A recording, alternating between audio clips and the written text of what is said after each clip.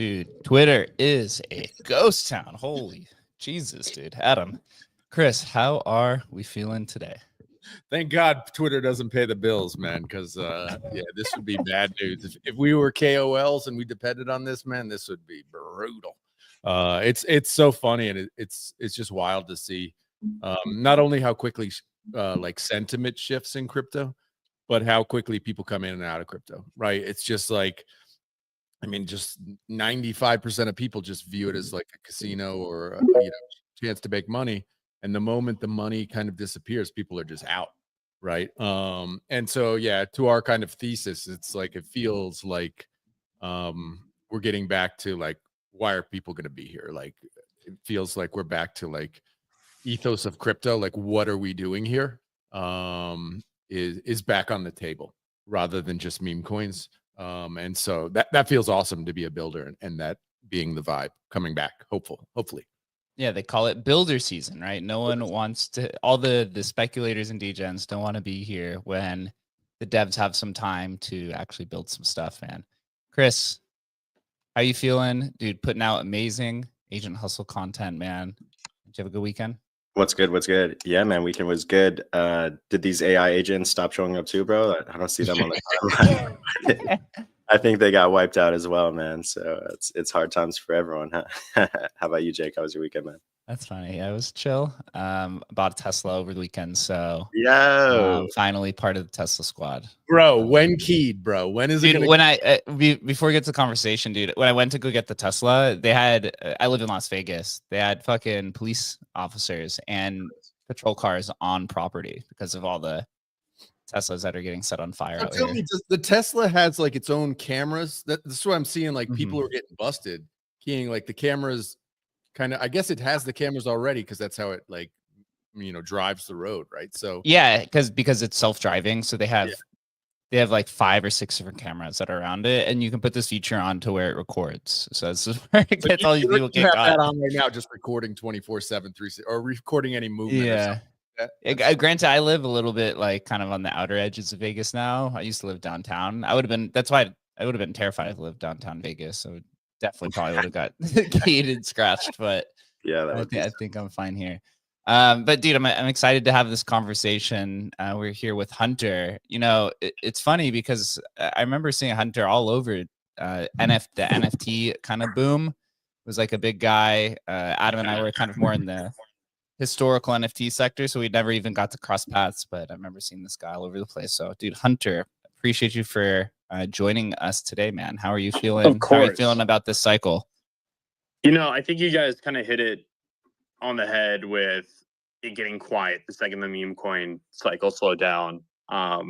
And right now, I would say we're in like a really refreshing moment where the people who have technical skills, the people who have like visions of like what crypto can be used for in a real utility case, they've been building. I was up last night, personal teams I'm involved with, teams that I am not involved with. People were up last night building, until the early hours of the morning, and that is what we need to see to get the next kind of wave of technology, the next wave of onboarding for what's going to be built. That's maybe not as speculative as meme coins, but what's exciting, what gets people to be like, oh shit, this is new and interesting and fun. So I think we're in a building period, but I also think that AI can't be understated for what's coming next. The agent cycle is very real. Infrastructure around agents is going to be massive. And then I think this very rudimentary idea of like, what are agents and what do they do and how do we use LLMs to operate on the blockchain, is going to be quickly disrupted by what that tech can actually do. So I'm just excited. I'm excited to get into this AI conversation then with you because, as you know, we just launched our version 2 of Agent Hustle. I pinned up to the top that we just pushed a big memory upgrade. So he basically not only previously he remembered all of your conversations, but now he remembers all of the on-chain transactions that you do, right? So this helps kind of improve your trading experience. But before we do dive into that, just give everyone a little bit of a background of who you are. Maybe some of those who just came into space recently didn't know kind of your past experiences with NFTs and kind of everything that you've done so far. Yeah, sure. Before getting into like NFTs, I got into crypto like 2014, end of 2014, early 2015. After college, I went and worked and ran the global division for artificial intelligence at a very large camera company that everybody knows. Did everything from your normal camera stuff all the way up to your like your skunkworks division of tech that nobody knows is being developed. So I got to work on some really cool stuff and learn about AI in a really deep and interesting way. Then got into NFTs very heavily, bought and collected a whole bunch of stuff, was able to mint Bored Apes, and a bunch of other very, very amazing projects. They got into venture capital and building some of my own companies in the space. That's led to some really cool stuff. Luxrare was one of the bigger ones that I was involved with. And one of the crazier ones that came out of it as well is I bought a professional football club in England. So I'm one of the co-owners of Crawley Town, which is a League One football club over in England. So I've kind of been able to run through the gambit of like everything of, being a trader, a collector, investor, working within, on the venture side, working on the ownership side, working on non-Web3 companies, trying to integrate Web3. So it's giving me a really good 40,000 foot view of like the entire landscape. And yeah, that's basically the gist of who I am. So are you doing this Crawley Town FC thing just as pure love for the game of soccer? Or is this purely, or is there some sort of like business, honestly, it's purely for the love of soccer. I think sports though, you're going to see a huge push into Web3 once it becomes normalized. I think sports demographic is the probably hardest one to break into. They're very resistant to doing anything that has Web3 labeled on it.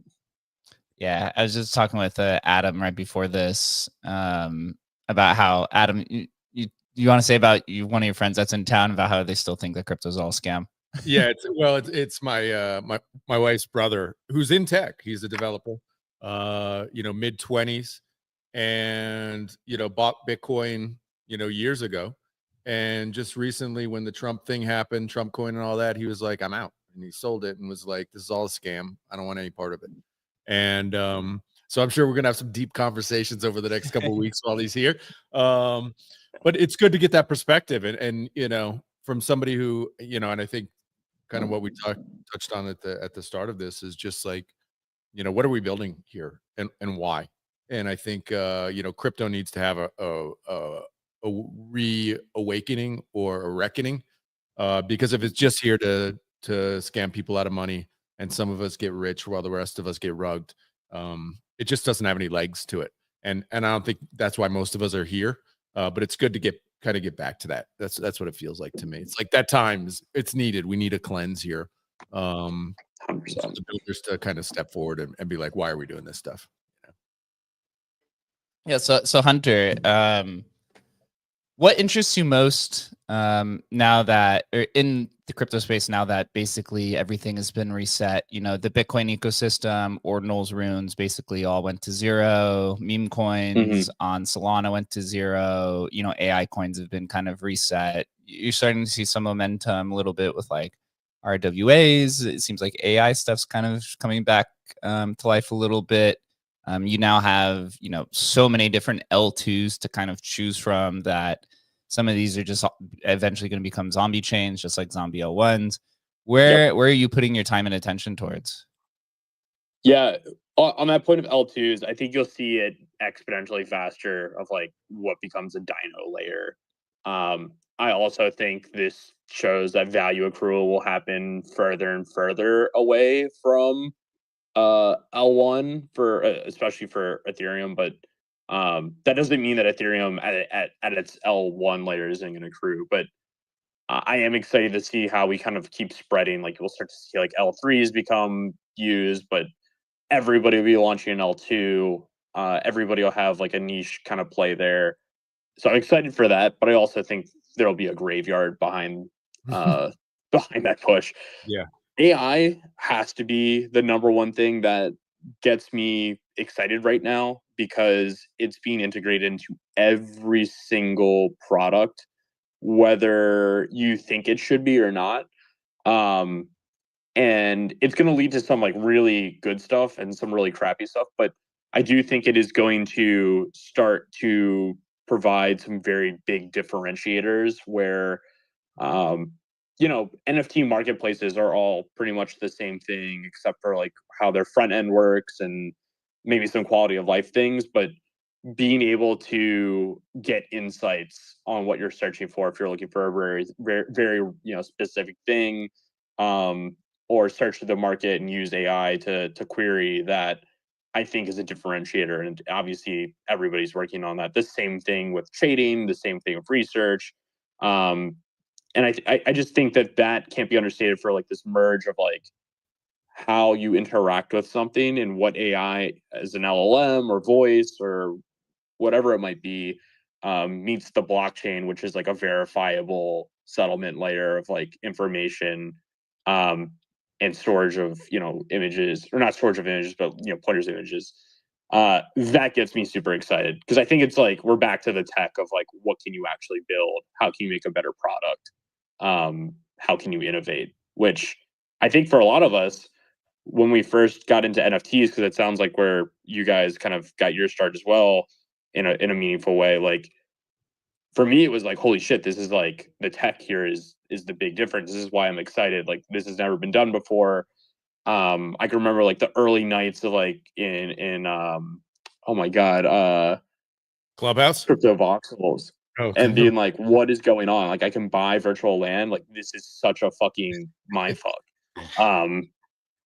And obviously that has not gone anywhere, but like it was like, oh my god, like if you could buy Minecraft land, this is pretty much what it feels like, and this is possible all of a sudden. So now we're moving into, I think, and we've brought in a lot more devs and people from like outside the space, which I think was needed as well. So there's a lot of fresh ideas floating around. Yeah. So everyone here that's on stage, I think we all got in around 2016, 2017, but really 2021 was where all of our kind of brands began to grow. And also really NFTs was that aha moment for myself as well, although I always believed in technology. So diving into then AI, right? There's a few kind of emerging sectors. Obviously, the first one to take off was this idea of an influencer kind of KOL bot.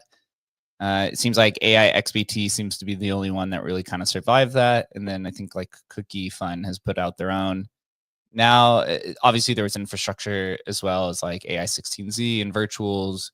Now you're seeing kind of this emergence of what's called DeFi AI, trying to figure out where that crossover is. And then there's, I think, like 15 other categories that are still emerging. Yep. Where do you think, which sector of AI do you think will be the most performant here whenever we come out of this lull period moving forward? And then I guess on the other side is what interests you the most of these like emerging AI sectors? Yeah. I think obviously the DeFi AI side, unfortunately, I think that's going to be the biggest, but I think for the wrong reason. I think for a lot of people, they think, oh, AI can just go and trade for me. And I think there's going to be some companies that come out and do that. And I think people will get lost in the sauce and think that just this word AI means the best or like the smartest. And that's not the truth. Maybe there will be a company that comes out and they have an incredible system for setting up your own hypothesis and then running an algo off of that. But I don't think you'll see anything super meaningful. I just don't. Where I do think you'll start to see in the DeFi area for AI that's exciting is the ability to have very complex sequences of things be done by just typing it out.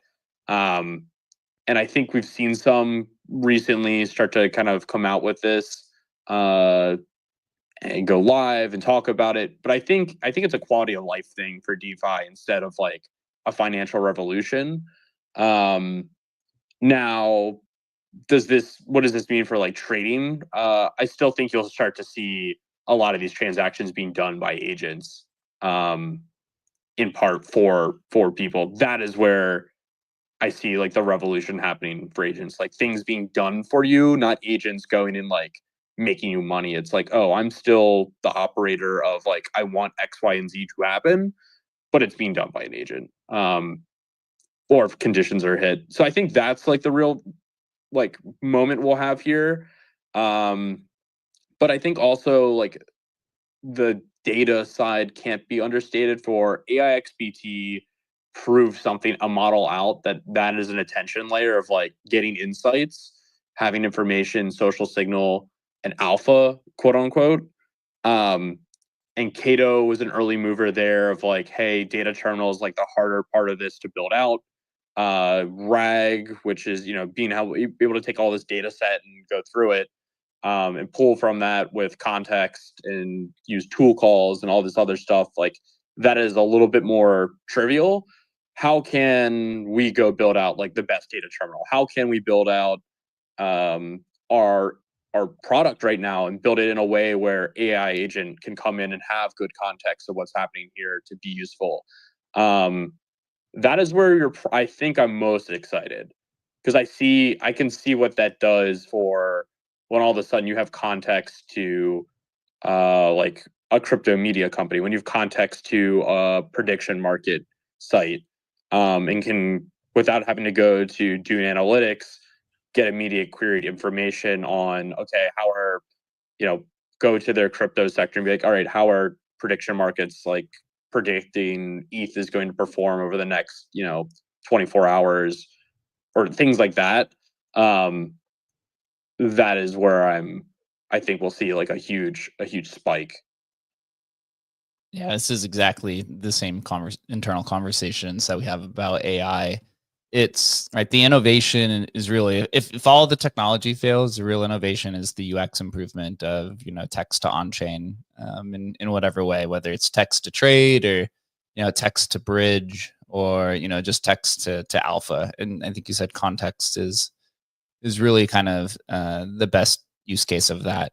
So, AI XBT is kind of like an alpha bot, and they're beginning to kind of expand on the different type of terminal use. So same thing we're doing here with Agent Hustle, where we've given a memory. The next upgrade is this idea of like conditional based trading, where we're using something called state machines to build this, where you put context into him and you create this system, and then it's automated. Obviously, all the people in our community, they just come in and say, hey, can Hustle make me money, right? They just want everything done for them. But if that was the case, if everyone had access to this, then it's basically becomes an even playing field. So, Right. And it's like this idea of, Wall Street has had this type of tooling for, you could say, maybe decades at this point. And then I would go in decades. If anybody's read a Ray Dalio book, you know this has existed for a long time. And then the early kind of crypto pioneers and also all the developers in the space have had access to some type of this technology, maybe over the last decade or so, building kind of like MEV bots and kind of sophisticated stuff. But now with what we're doing and what some other projects are doing, like Hayanon, et cetera, is that you're now bringing this tooling to retail, to where you don't have to have developer knowledge to build this tooling, or you don't have to have boatloads of money to be able to build this.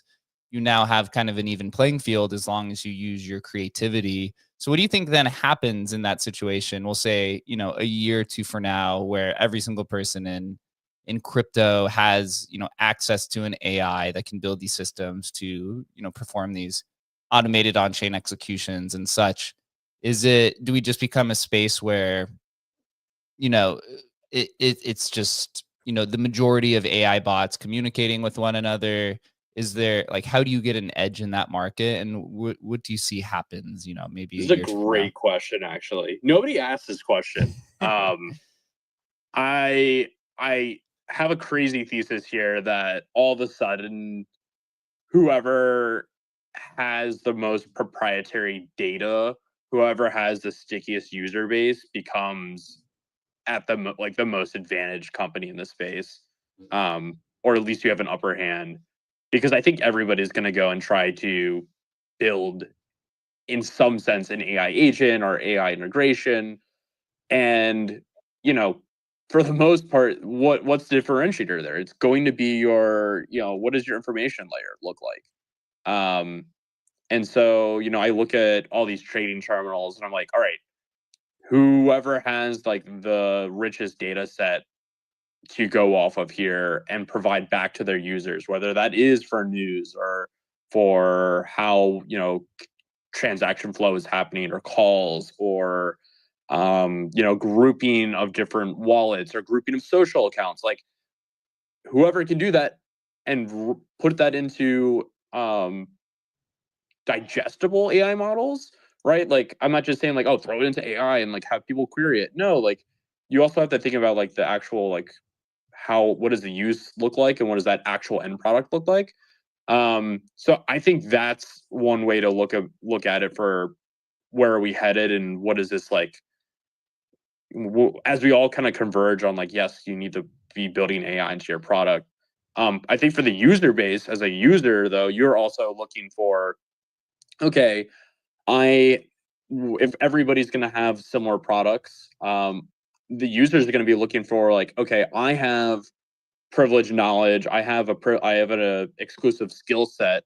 How can I apply that in my own way and exclusively for myself, using these tools to have that advantage, right? Like, again, if somebody puts out a model and it's like, hey, this will trade for you, and everybody else has it, well, then it's equal playing field and there is no inefficiency. And obviously the way you make capital in this market is inefficiencies. A token is priced at this, and the true value of it, or there's a momentum trade happening that you believe is going to happen, you sell it for more.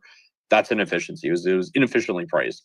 But if the market is all using the same logic or the same tools to trade in some way, and there is no inefficiency. So I think now you start to see like people looking for or building solutions that are more customizable. And again, they're maybe not doing everything for you, but they are a end product of like, I mean, they're your hands. Like, you're the one, your brain is doing all the thinking and coming up with this stuff, and then the agents are acting on it. I think that's kind of the winning end that we get to. And then then that's where you see this like next kind of wave of like, hey, here's like all the stuff that I'm using, the data set and strategy that I'm using with these agents, and it's making me this money, come join my course and learn how to do it. I think that is where we have to head, and most likely that's what we'll see from like a normal day-to-day kind of like how agents are used. Yeah. So next cycle, you're saying instead of saying what's the CA, you're gonna say what's the prompt, bro. So yeah, I think it's a real thing. I think it's a real thing. I think you have to import export of prompting is going to be an actual thing, like selling a prompt, and then like, and maybe like prompt isn't the right word, but like, or weights or even like data set, but like there will be some form of that is like valued of like, hey, I actually took my knowledge and my skill set and connections and everything that like I have exclusive to myself, and I produced this, and now I have edge. Well, I don't know if I can sell that. Yeah, we are seeing that for sure. I mean, just the level of effort required to kind of connect all these, the toolings and just everything involved in building out Hustle.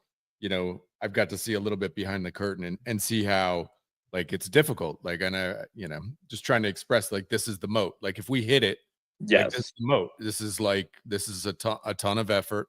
You have to know what you're doing, and we have, obviously the underlying wallet infrastructure, which we've been building for years, which a lot of teams, don't have. I think you're right to the point of like, and God help us when this happens, but when every website, like OpenSea starts, we've launched our own agent. I saw one on the timeline the other day. I was like, who the fuck needs this? Why do I need this?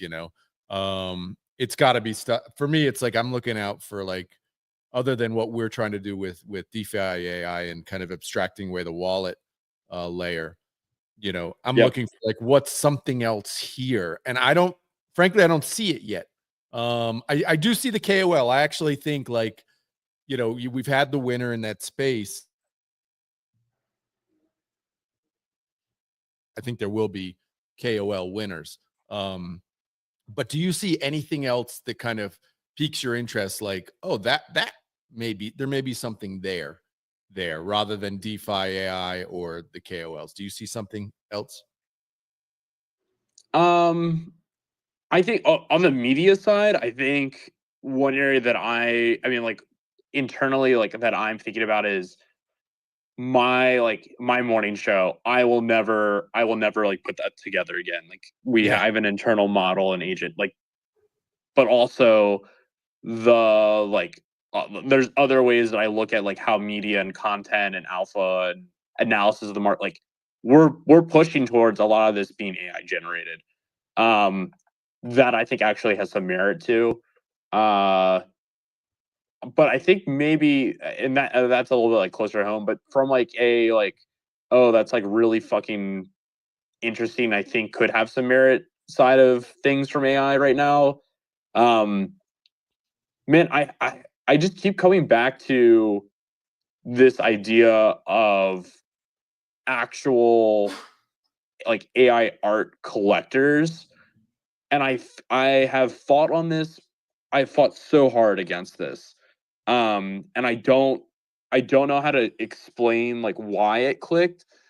But I had Pindar Van Arman basically tell me he's an incredible AI artist.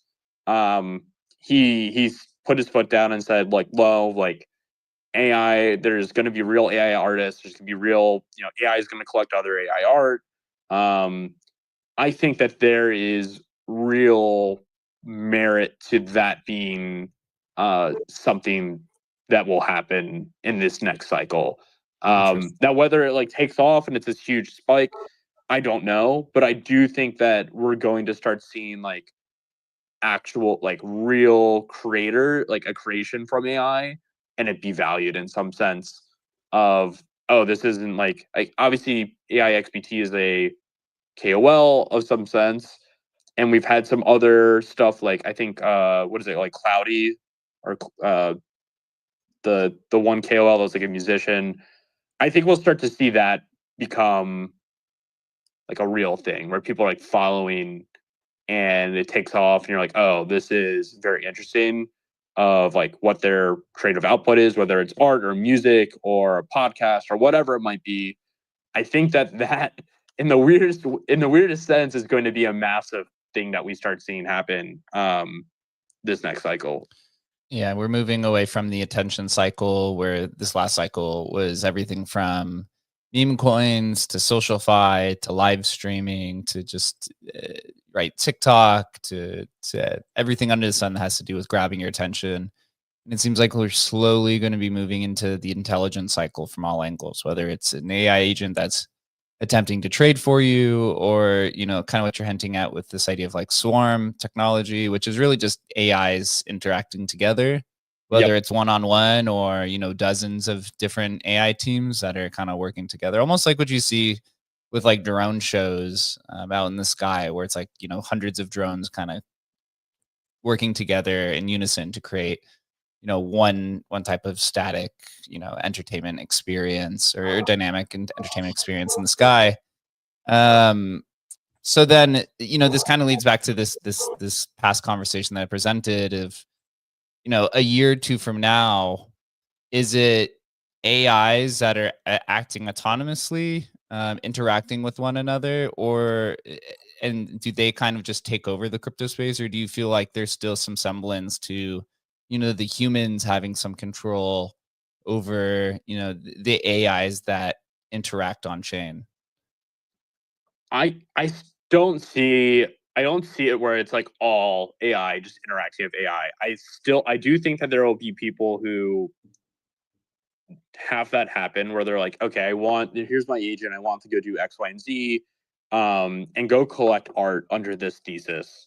And I you know, within the guardrails and filters, that agent is going and doing all that for them.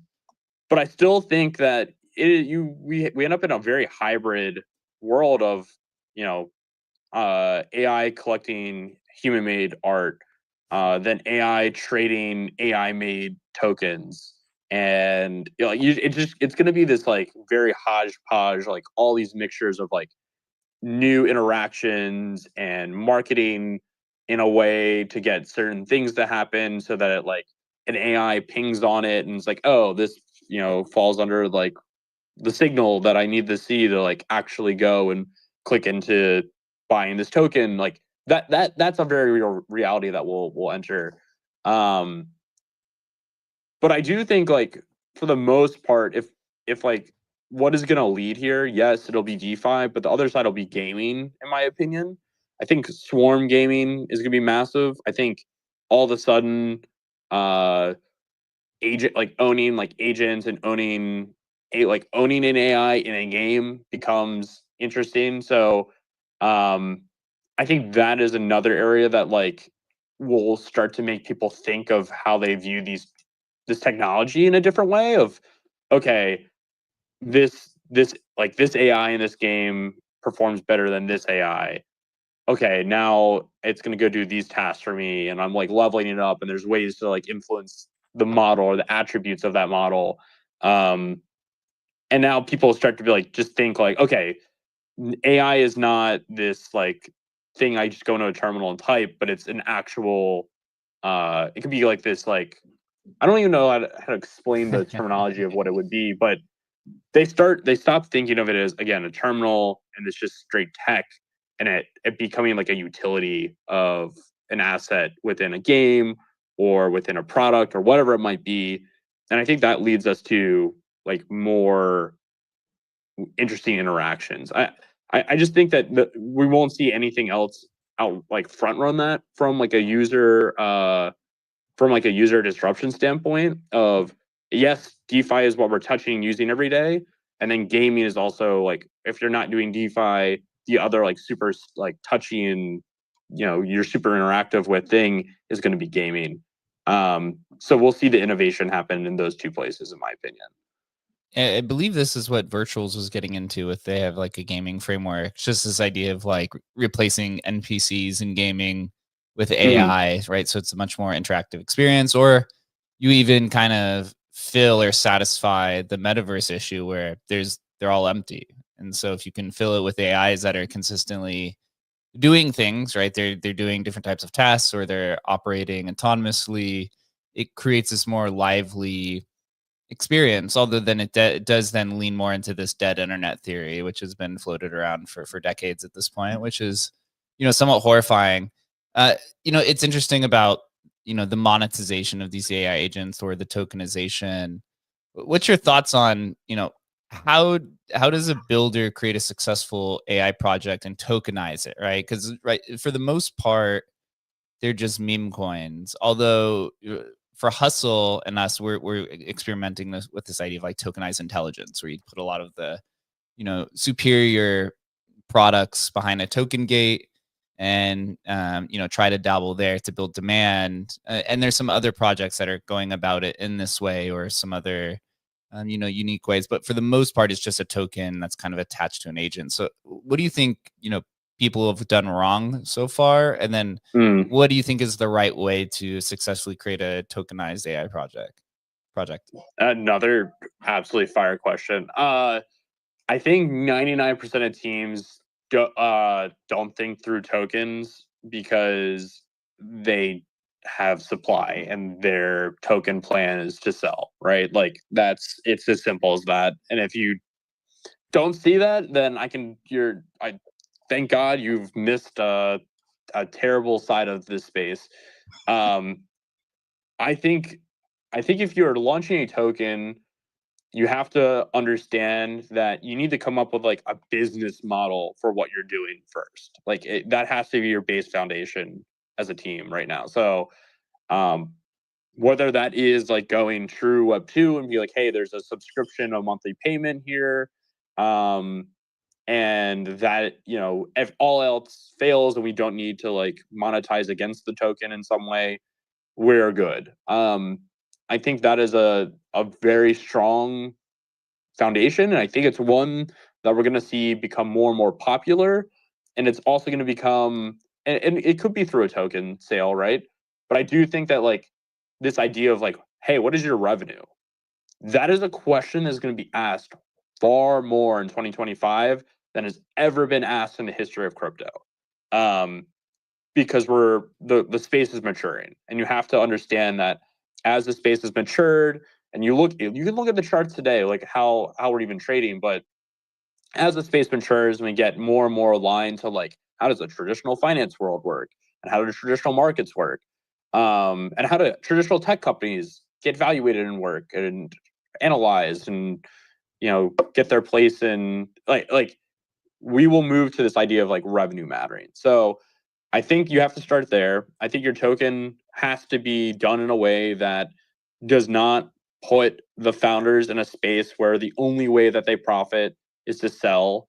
I think you have to incentivize the token to be held, if not burned or destroyed, to get access to things. And I think you also need to think about how that token is rolled out. I think getting that all the supply out day one is a terrible well, not, I'll take that back. It's not a terrible move, but for a lot of teams in hindsight, they go and they're like, oh, I wish we had, still 30% of the supply held back for future stuff. And understanding your tokenomics, understanding your supply distribution, understanding your sell demand, that is super important. And I know this is more on the tokenomics side, but for AI, it will ultimately be access to tools and use. I think those are the two big ones, but it's also balancing that, right? There's real world costs against running this stuff that you just have to be aware of. I can go deeper in that stuff, but I think that's like from a high level, like nobody talks about that. And it's a very, very important thing that, 6 months into a company or a project, you go, fuck, this is not actually going to work.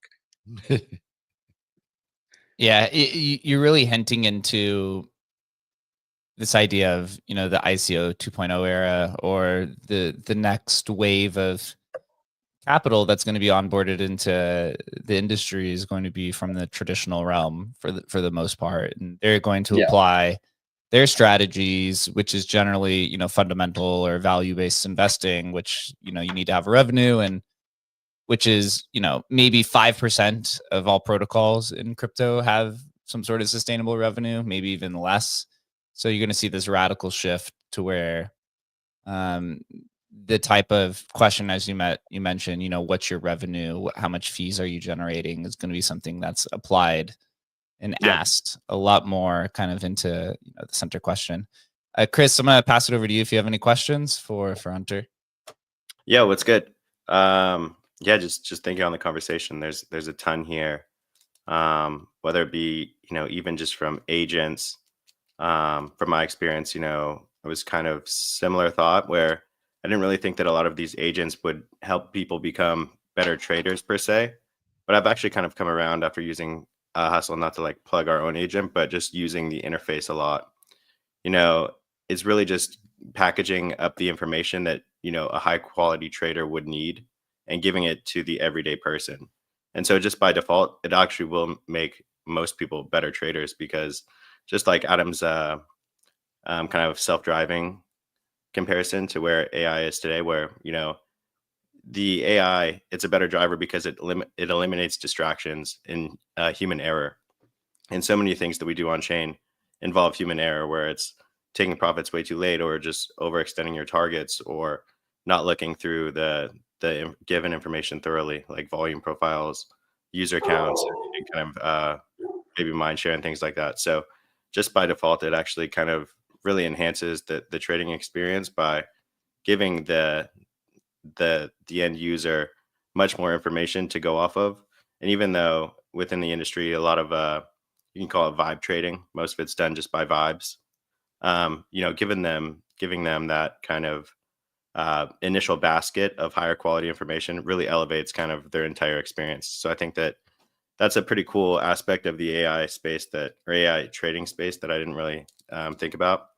And then it sounds like you're kind of more in tune with being bullish on utility tokens going forward. We in this industry have kind of this back and forth pendulum where you know, we go from all equity raises or all token raises. What do you think is kind of in store for the next couple of years?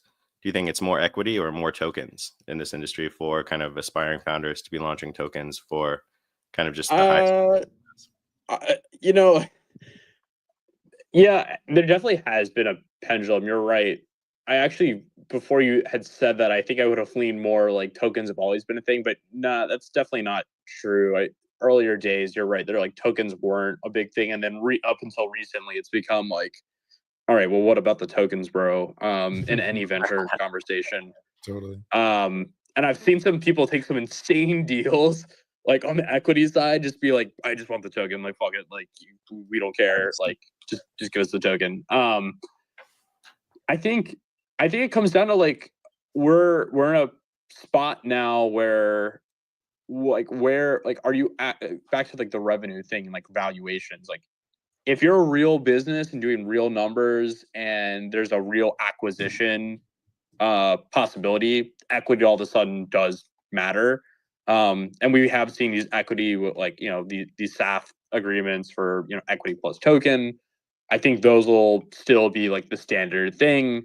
But it does put emphasis on, like, again, what is your token doing? Like, what is it used for? How is it valued? But maybe this leads to, we could end up seeing like an industry where, you know, we still have high valuations of these tokens, but maybe not as astronomical. But then all of a sudden, like, there's actual real valuations on the companies because you're doing revenue, or maybe that's like the real compounding moment of like, hey, the tokens are now worth way more. The lockup periods are way longer, and like, you know, these distribution models. I think we, though, will never see tokens not be like the more important part of this for the large schema, just because it's liquid, or like liquidity. It's that speculation aspect, right? That people find so attractive, right? It's I don't think, like, we may not like it, but it's so powerful that to ignore it is kind of a fool's errand. Like, it's too powerful in human nature to not lean into it in our industry, right? Yeah, like there's so many companies that it's going to be weird because you'll have like a token out there, and I'm waiting for it because we're getting close now with a lot of these IPOs that are coming up this year in 2026. We're going to start to have companies that have, they've raised, they have equity, they've sold equity, but they also have tokens out there, and now they're IPOing, and now you're going to have a token and a stock, and it's Yeah. going to be a real question mark of like, it's just going to be weird. I don't know what is going to happen, but like we are heading that direction of like, okay, well the token's valued at billions and billions of dollars, but the stock is valued at like 400 million. Where's the who's fucked up here? Where's the inefficiency? Or like what is the point of the token now if there's a way to own the company? Like we're heading this direction. I don't have an answer for you right now. But I think this is also where like utility of token and how are you using it becomes more important. And if you are a company that's trying to stay around and have aspirations of being acquired, or becoming a publicly traded company, or getting to the point of like raising more rounds or going on this acquisition side, revenue all of a sudden really matters. But we're just going to be going through these maturing phase of like what do you value as a company? What are you trying to achieve? What's your timeline? If you're just trying to be infra, it could be, hey, like token is all we need. Like we can have like token is all we need. That's it, and that is our revenue plan, and that's our business model. Because it's clearly worked for some. I just think that the SaaS business model can't be understated, and I think it's just become more. It's going to get pulled more and more into like the crypto arena now that we have a lot of these developers that are thinking in that mindset. And I think also a lot of people burn their hands on the token side and are sitting back and going, and a lot of these family offices and venture funds are having the same conversation and saying, well, yeah, a token would be nice, but let's not lead with that right now. Let's go try to be a business, and then we'll do the token. That is, I think, a direction we're starting to see happen more and more.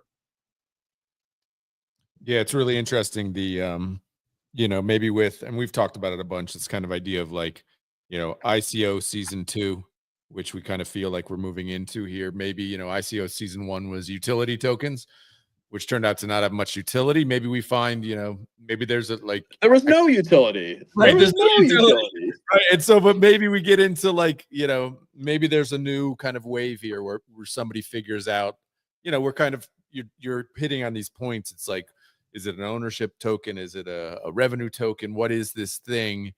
And how does it work with a real company that earns real money? Does it get passed back in somehow? There's a lot. Basically what I'm saying is there's a lot here, and actually a lot of opportunity to try new stuff.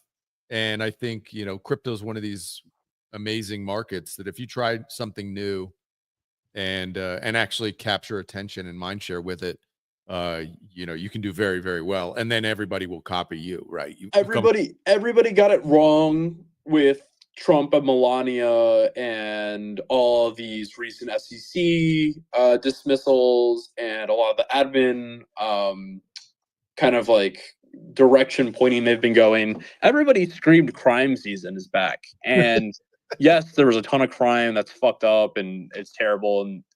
But I think the real headline should have been like innovation season is back, or like, fuck around and find out season is back.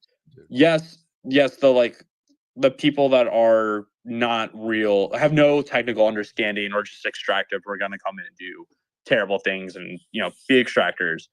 But for somebody like myself who is like a builder, I'm going and saying like, oh shit, like I can go try to be innovative and push the envelope of like, what can I go do with this token? Like, to what legal limit can I go? and try to innovate and be like, oh, I was the first to do that, and it's actually the best way to do this. Or, you know, this is the most attractive way to do a token or the most sustainable way. But like a year ago under Biden, I never would have attempted that because the SEC would have been all over me. That is the area that I think we're headed into. And I think, again, I keep saying like, hey, it's builder season right now. Yes, it's crazy. Discords, Telegrams, Twitter Spaces, my stream, everything. It's almost a ghost town to an extent, but there's so many people building, and I think, you know, prices are starting to come back up. There's rumors about hype. There's rumors about where's Bitcoin going to be. The tariff stuff's kind of drizzling out. I think give it a couple of weeks. I'm not going to say we're back yet because I mean you could look at the charts right now and say, hey, we are kind of back.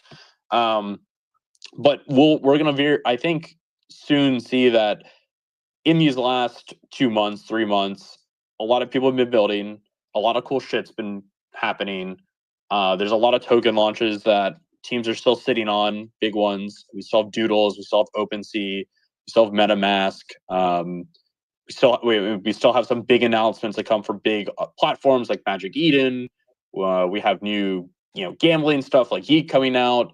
There's all this crazy stuff that's about to happen. The landscape is kind of primed for this. And now you get to kind of say like, all right, don't run it back, go do something different. And whoever has that first one that like kind of clicks and it's like, oh wait, that is the different way of doing it, and they didn't go to jail, most people are going to start gravitating that way, and it's going to become this like new branch out system of like Pump Fun got away with it and didn't all get thrown in jail and the site taken down. And so you saw this huge, like they were kind of like the branch 0 point, and then everything off there kind of, you know, escaped into like chat bots just being like, hey, I can make a token, but now it's got a little bit of tech attached to it. And then kind of led to utility, you know, hey, you own this token and you can get access to a terminal. It's like this small evolution period of like, all right, we have these new tech pieces, they're all fitting together, and here's the evolution of what it turned into.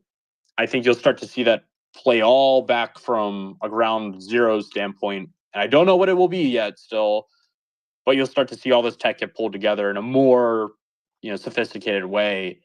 And that's what this next like run will look like. But I think AI will be so ingrained in whatever that is that it's disgusting to an extent of like people will be fighting over like who has a better model. People will be fighting for like over data sets. People will be fighting over better infra. People will be like that will be a conversation in Twitter Spaces. Oh, and people, this is also conversations of happening people that like then go and like learn about AI. They have no idea what TensorFlow is. They have no idea what an LLM is to an extent of like how it's, you know, trained. But you will have people in Twitter Spaces arguing about that stuff because they understand how the technology from a higher standpoint is being used and what actually matters. So, yeah, long-winded rant end here is just we're going to see like a rhyme, but it's going to be a more sophisticated kind of convergence of all this stuff together.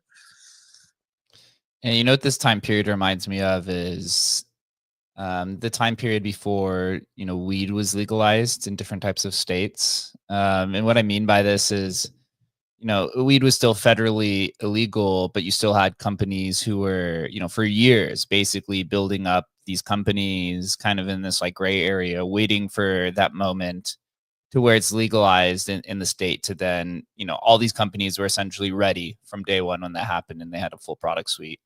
It's like that now where, you know, the United States has this market structure bill that's supposed to be implemented over the next 6 months, as well as a stablecoin bill. And you have all these companies right now really preparing for that. You see all these institutions coming in and starting acquiring companies, right? The exchanges are coming in and acquiring companies to try to compete with TradFi, who has even more capital.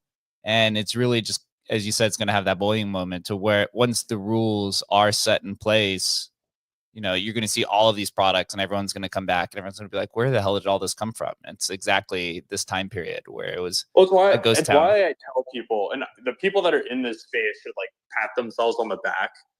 You're like the 1%ers of the space right now. I always say, when you have the urge, you're like, I should close the laptop and go touch some grass, or oh, I should, you know, go play Fortnite because, you know, markets are dead. That's probably the time you should go lean in. And like being able to like be here and have these conversations, understand like what is the innovation happening when 99% of the market is away doing the other shit, gives you such an advantage. I mean, such an incredible advantage. Yeah.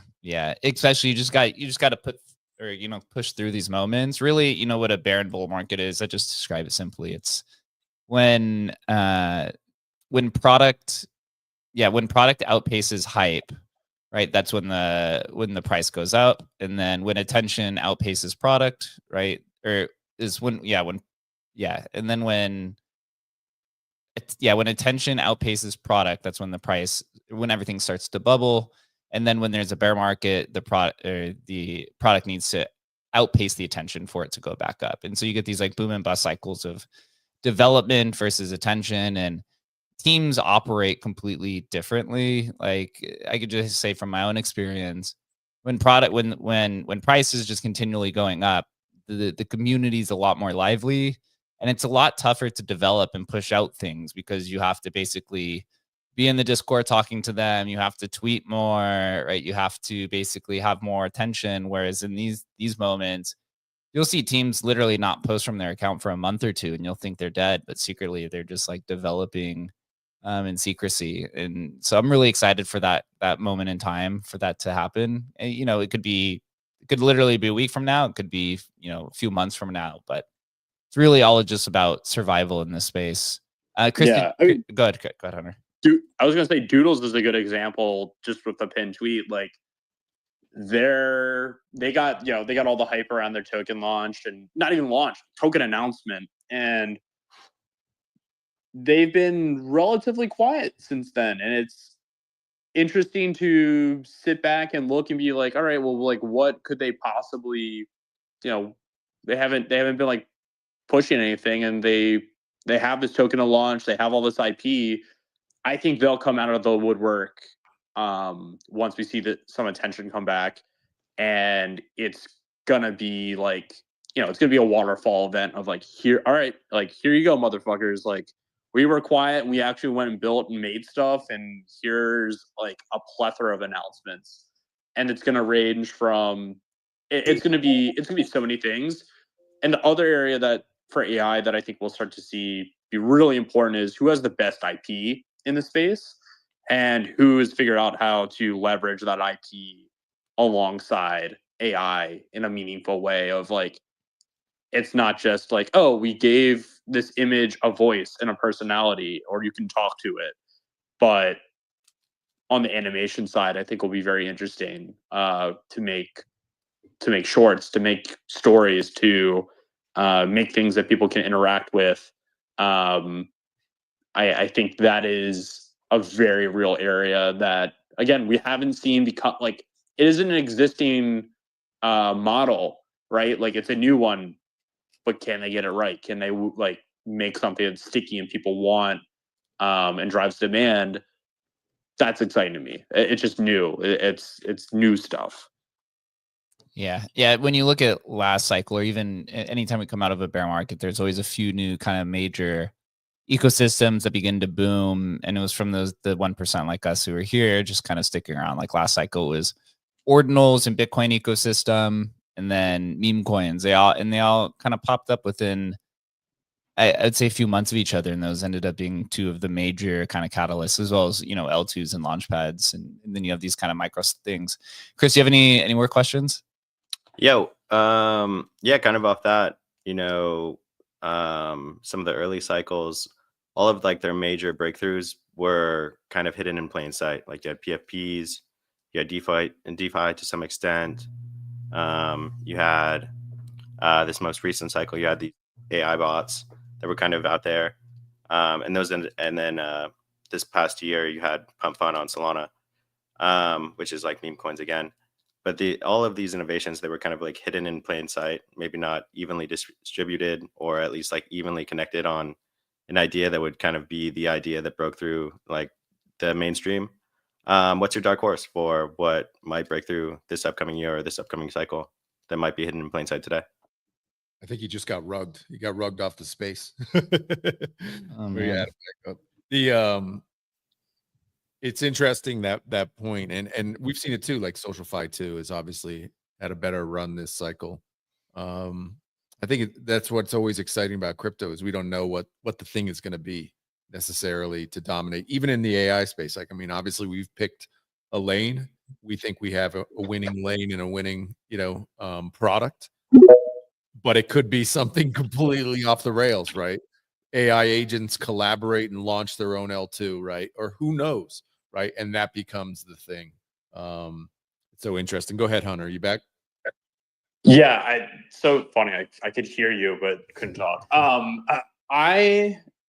I think there's 2 or 3 lenses you can look through here for like what the dark horse is going to be, or what it's going to look like, and how you could probably start analyzing what it might be. But one, just hands off to you guys. I think you guys have built something that I like, and I think people should, if they haven't, take a look at, because I think you guys are in the right direction of what is going to be wanted by the end consumer.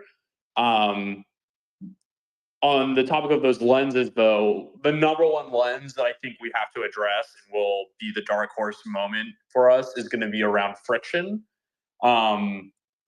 In hindsight, if you go and look, like, what does it take to like send a token right now? How many clicks does that take? How many things do you have to type in? If you want to do a swap, how long does that take from thinking in your head, hey, I want to swap this token, to making it happen? If you want to sell all the tokens in your wallet under, all the dust in your wallet, how long does that take? If you want to, sell an entire collection of NFTs into bids, these are friction points. And yeah, like, they're not the end of the world, but I think that the Keurig machine, the coffee machine, has always been like a very interesting case study to me on like convenience.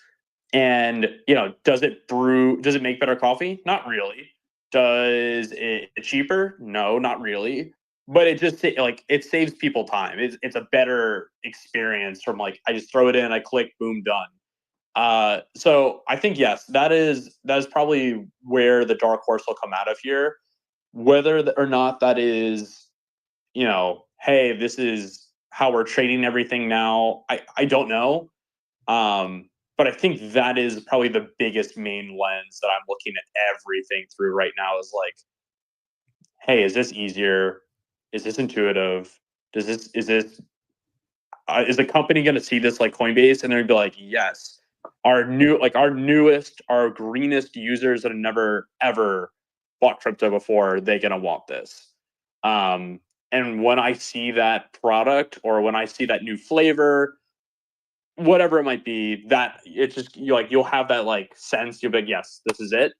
And again, you guys are addressing that. You guys are addressing friction and making a better user experience. I think there's some other little things that play into it as well for like other lenses, but that is the biggest one. Yeah. First, I really appreciate the kind comments. They're definitely trying.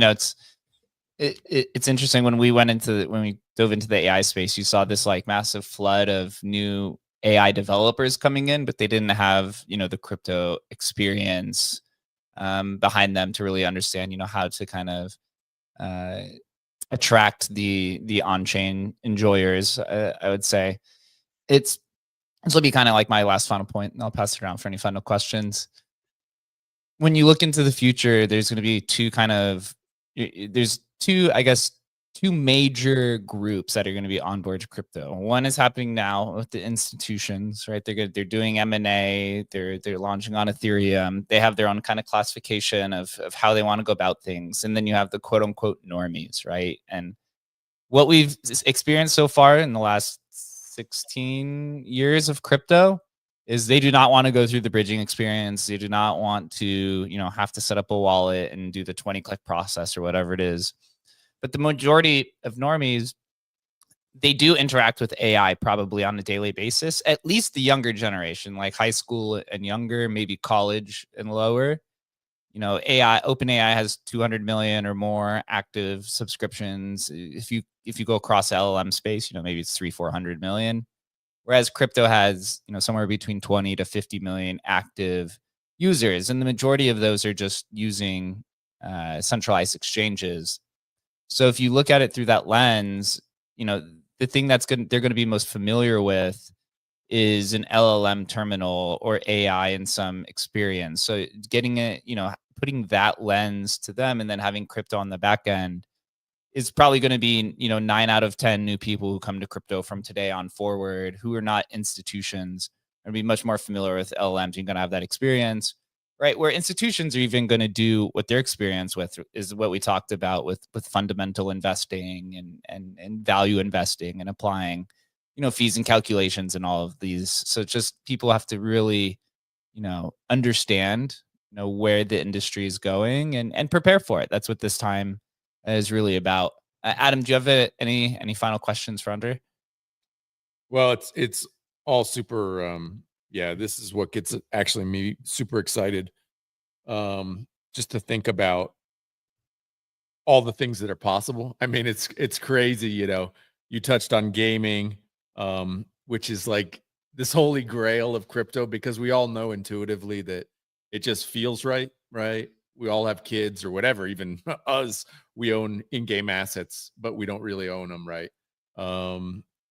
And all the potential is here. Even you mentioned, you know, metaverses and filling up metaverses with AI agents. But at the end, it all touches this AI, right? And so obviously that's why we got super bullish on it and this ability to abstract away the wallet layer, which I frankly never saw a possibility of prior to AI. I clearly see it now. And obviously that's why we're leaning in heavily to it. But I'll just kind of leave it to you or open the floor for you to kind of just let people know, you know, where to find you and what you're interested in. If we've missed anything talking to you so far, is there anything else people should know about you? Yeah, it also just to, I think, hammer down on your point there. Like, we've seen innovation on how our tokens created. We've seen innovation on how you sign up for things. I think the wallet side is one that has lagged on like seeing innovation. So again, I think you guys are building something that has real merit and again falls under the scope of like you know the next big thing or who's working on stuff that needs to be worked on. Yes, you guys are doing it. Um, look, my hypothesis is pretty simple for the space. I think this is the most bullish time in all of crypto. We have tailwinds for the first time. I think innovation is happening at a rate that I've never seen it happen in the space. It is a moment for you to really step in and I think grab this with everything you got and hold on because there's so much that's about to happen. But don't get lost in the sauce. I think that is the number one thing. There's going to be, yes, there's going to be meme coins. Yes, there's going to be hype stuff. But at the end of the day, you really still need to be making sure that you're not getting lost in the sauce. And make sure you're looking at teams that are building stuff with like real merit. So yeah, you guys are crushing it. Appreciative for you guys letting me talk on stuff. People want to find me here on Twitter. You can follow me here. You can search my name on YouTube. I think it's Future Proof Hunter Orrell is the crypto channel I have. And yeah, those are probably the main two places. And then if you want to check out what I'm building, I have a company called Loot. It's at loot.gg. It's a trading focused company, competitor to like BullX and Photon. We'll be launching in probably a month or two, but yeah, that is also where you can find me. And if you want to sign up early and get badges for being early, feel free to go there. Yeah, awesome. Hunter, I really appreciate you for coming on. Really enjoyed this conversation. You share a lot of same ideals and vision for everyone who's on stage, and also everyone who tunes into the show pretty regularly, seeing the vision and kind of holding in there. So really appreciate it. You have some awesome stuff. For those that are new to the show or listened, we host the show Tuesday through Thursday at 11:30 a.m. Eastern time. Please make sure that you're following Hunter so you can stay up to date with everything that he's doing, as well as following the Emblem account that's hosting, and Agent Hustle, who's on stage. That's the AI project that we've hinted at a few times. A lot of cool stuff. Just pushed a big memory update today, and a lot of cool things like conditional-based execution coming here in the next few weeks, which I think is really kind of the holy grail. Tomorrow, we're hosting David Snyder of Lip Protocol. They just announced their TGE, which I believe is sale on Legion, just started yesterday. They're a decentralized key signature protocol. They're they are infra provider. So that's how Emblem 2.0 and Agent Hustle and all this stuff works on the back end to do in a decentralized way. And then on Thursday, we'll just do our market show. Again, please make sure that you follow Hunter. Appreciate everyone who joined us. Have a good Tuesday. Stay safe out there, and we'll see you guys next time. Have a good one. Later. Thanks, everybody.